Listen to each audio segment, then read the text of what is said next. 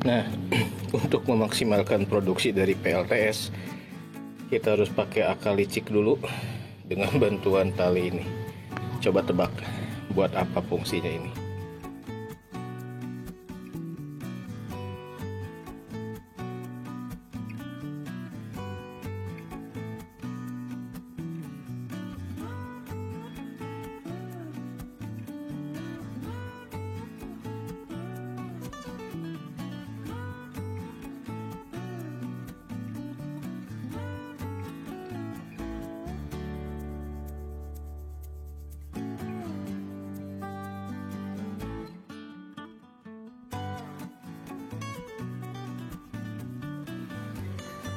Selepas maghrib jam 6.30, posisi voltage 12.6,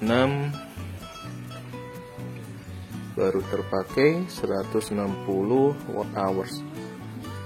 Kita nyalain buat penerangan dan jet pump. Oke, ngisi torrent sesi malam 600.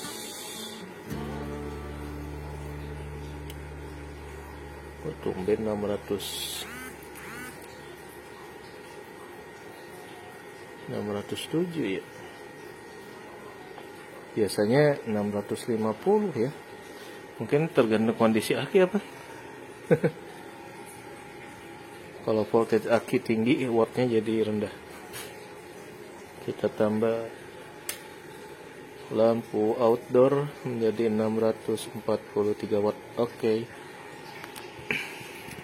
Setelah diamati beberapa hari untuk pemakaian rutin jet pump dan lampu indoor outdoor 35 watt 12 jam, kalau indoor 30, nggak sampai jam 10-11 malam udah dimatikan. Dari off grid ini dibutuhkan 1 kWh ya. Produksi tadi siang sih atau sampai sore jam 5, setengah 5-an lah, di wattmeter itu 1,5 kWh. Nah, jadi hari ini input agak banyak dibanding outputnya. Besok kita lihat nih si DOD-nya apakah di 12.0 atau bisa lebih tinggi ya.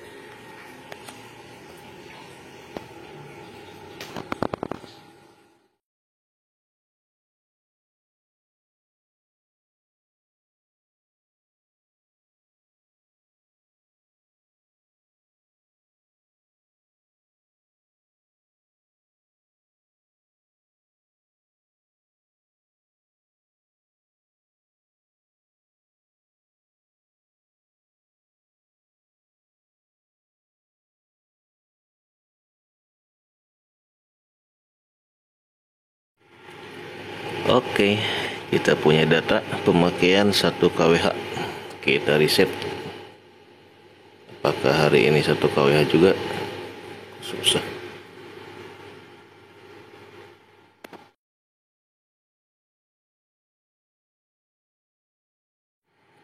Kita akan ukur lagi input dan output untuk full off grid pompa air dan lampu penerangan rumah.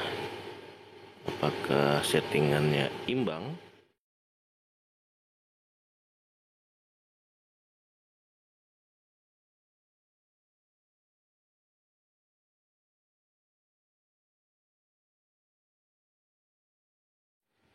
Oke guys. Nah ini teman-teman, kalau lagi nyalain jet pump, suhu inverter naik di 40.6 derajat. Ini inverter Xian Kenzi, saya beli dari Lazada atau AliExpress ya, pokoknya dari Tiongkok lah ya.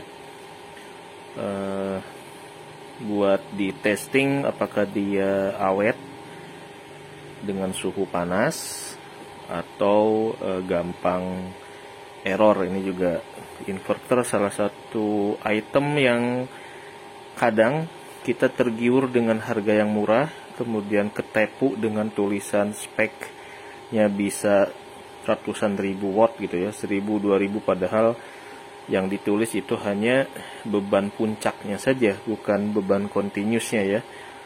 Nah, saya juga ketipu nih.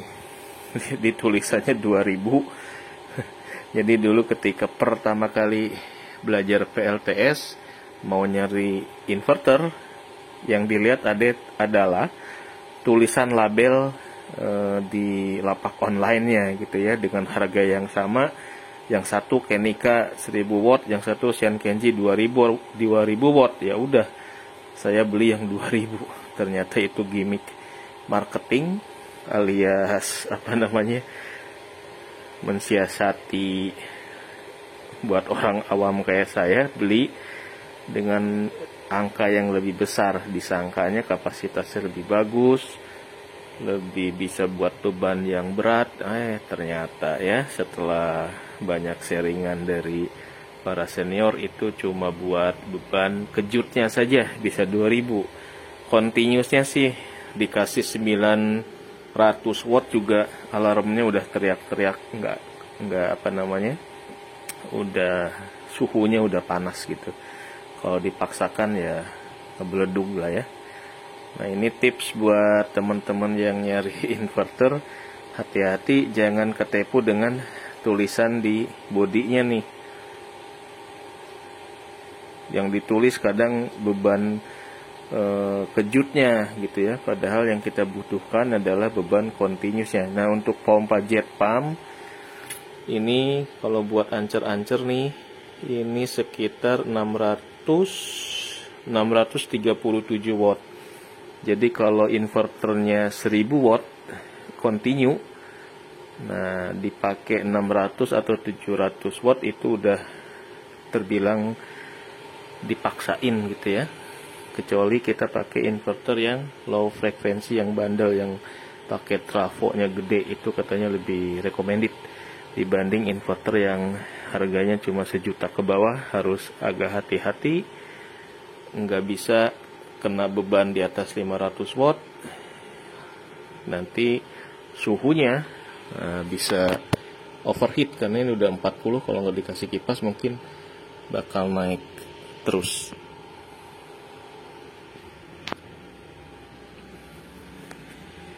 Ini sudah 11 menit. Nah, jadi nanti buat nesting inverternya kuat atau enggak, dikasih beban 600 watt ke atas, durasinya ini udah lebih dari 10 menit. Nah, kalau yang kurang bandel mungkin udah mulai keluar jin ya, mulai berbau asap. Ini juga nih kabel-kabel belum saya upgrade, masih pakai bawaan kabelnya, pakai bawaan inverter. Harusnya pakai yang lebih gede lagi, karena ini berarti 600 dibagi 12 berapa tuh, 50 ampere lebih kali ya. Tapi kalau di bawah 1000 watt sih kabelnya masih sesuai spek lah ya.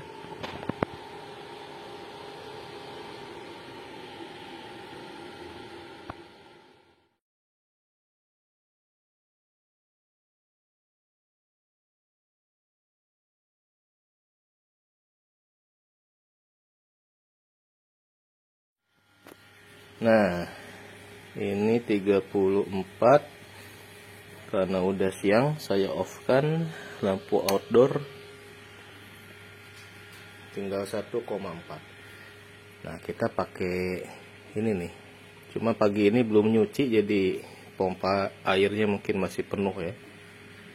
Kita pakai alat bantu yang baru kita ciptakan. Nah, tali.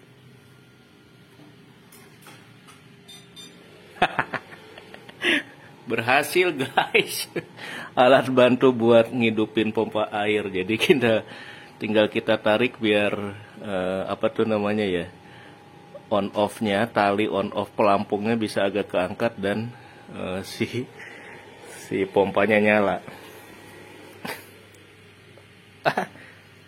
Ternyata masih penuh, langsung mati lagi. Demikian alat bantu yang bernama kenur layangan. Nah, untuk memaksimalkan produksi dari PLTS, Kita harus pakai akal licik dulu dengan bantuan tali ini. Coba tebak buat apa fungsinya ini. Ini bisa meningkat. Oke, karena jet pump sudah penuh, masih kondisi panas, jam 12, sudah 1 kWh produksi dari panel, kita pakai buat nyalain rice cooker. Menanak nasi sekitar 350 watt, biasanya habis sekitar 400 watt hours.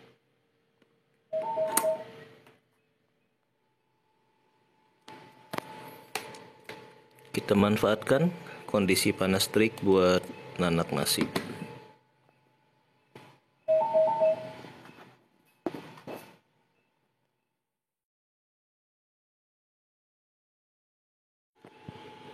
Jam 11.30, produksi dari panel 1 kWh, kita manfaatkan 300 watt untuk nanak nasi. Nah, pemanfaatan sampai siang ini hampir 0,9 kWh.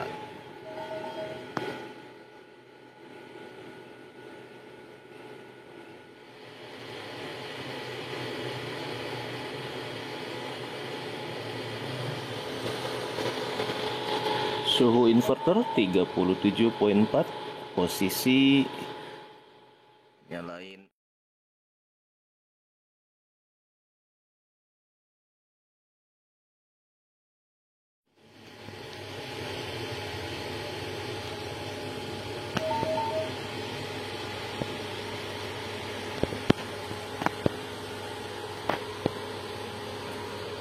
Suhu inverter turun dari tadi di running atau kipas nyala 38, kemudian secara perlahan turun saat ini di 35.7 karena kipas 2 biji ini mulai mendinginkan body inverter, walaupun cuma casing atas aja ya, nggak sampai narik udara dari dalam, tapi cukup membantu.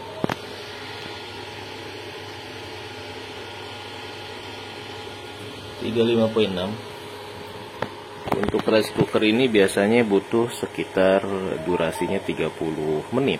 Jadi fungsi kipas sangat berperan untuk menjaga si inverternya tetap dingin.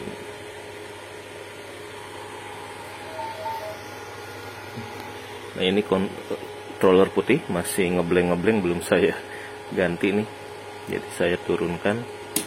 Kalau dinyalakan tadi off juga nih, udah fix bermasalah.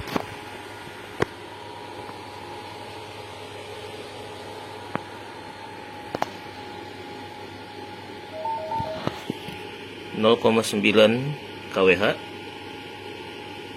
sekitar 300 watt. Untuk beban rice cooker sekitar 0,6 atau 0,8 liter. Voltage-nya 12.4 di inverter, di voltmeter 12.4, masih di atas DOD 50%. Kalau siang sih DOD-nya terjaga ya. Wah, canggih. Kipasnya off juga nih. Padahal lagi running rice cooker.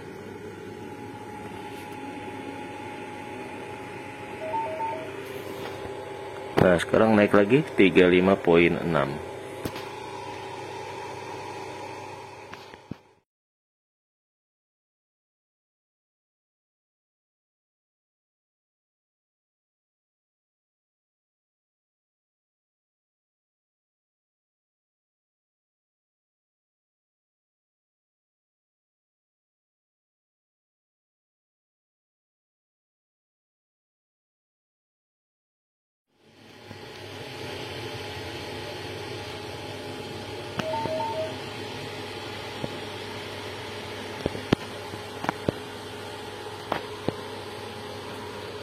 Suhu inverter turun dari tadi di running atau kipas nyala 38, kemudian secara perlahan turun saat ini di 35.7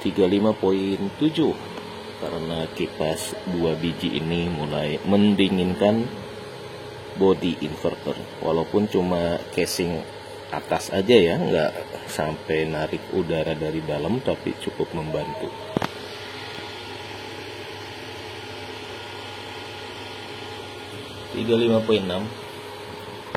Untuk rice cooker ini biasanya butuh sekitar durasinya 30 menit. Jadi fungsi kipas sangat berperan untuk menjaga si inverternya tetap dingin.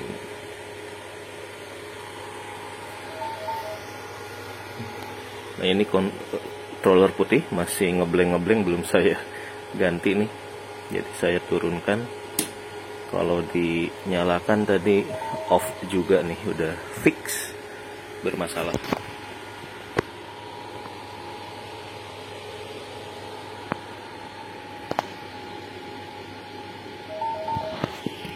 (0,9 kWh) sekitar 300 watt.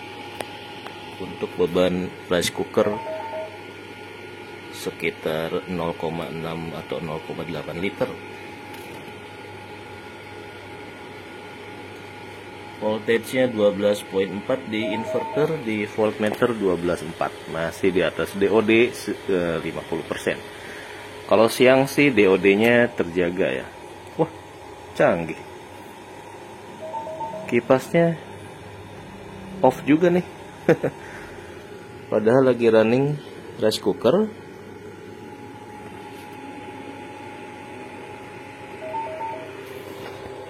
Nah, sekarang naik lagi 35,6. Oke, dari minggu pertama nonstop kita ngamatin full off grid 800 watt peak untuk beban jet pump dan lampu penerangan full. Yang harus kita benahi adalah controller putih. Nah, ini controller putih masih ngebleng-ngebleng, belum saya ganti nih. Jadi saya turunkan. Kalau dinyalakan tadi off juga nih, udah fix bermasalah.